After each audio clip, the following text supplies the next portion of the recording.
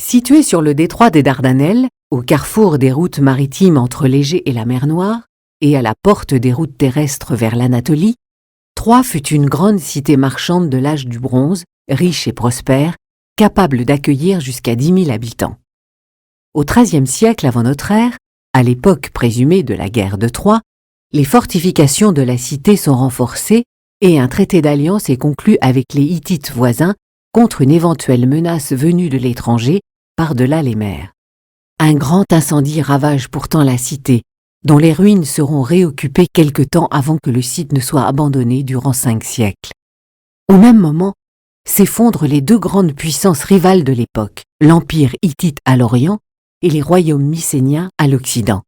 L'Égypte elle-même entre dans un âge sombre comme tout le bassin méditerranéen sous le coup de mystérieux envahisseurs, les peuples de la mer. L'Iliade témoigne ainsi à la fois de l'apogée et de la fin d'un monde.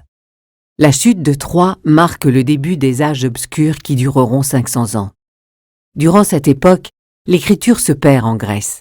Seule reste la mémoire des hommes et le chant des Aèdes, qui, par transfiguration poétique, vont transmettre le souvenir de ces événements, avant qu'une civilisation nouvelle ne naisse, celle d'Homère et de son Iliade. La légende remplace l'histoire. Paris, un des fils du roi Priam, auquel Aphrodite avait promis de donner la plus belle femme du monde, séduit et enlève Hélène, femme du roi de Sparte Ménélas. Il l'emmène à Troie. Pour venger l'honneur de Ménélas, les chefs grecs, sous la conduite d'Agamemnon, entreprennent une expédition contre Troie. Le siège de la ville durera 10 ans, avec des alternances de succès et de revers des deux côtés. Les épopées homériques ne narrent que quelques épisodes survenus lors de la dernière année de la guerre de Troie. Elles s'inscrivaient dans un ensemble plus vaste, le cycle troyen, perdu pour l'essentiel, mais dont la trame nous est connue. L'épisode le plus célèbre de la guerre de Troie est évoqué par Homère dans l'Odyssée.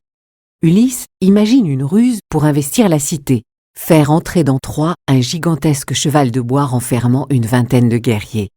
Troie est entré dans la légende. Soucieux de se construire une mémoire qui hausse leur pays au rang des grands empires, les rois de France prétendront descendre de Francion, un des fils d'Hector échappé de la cité en flammes.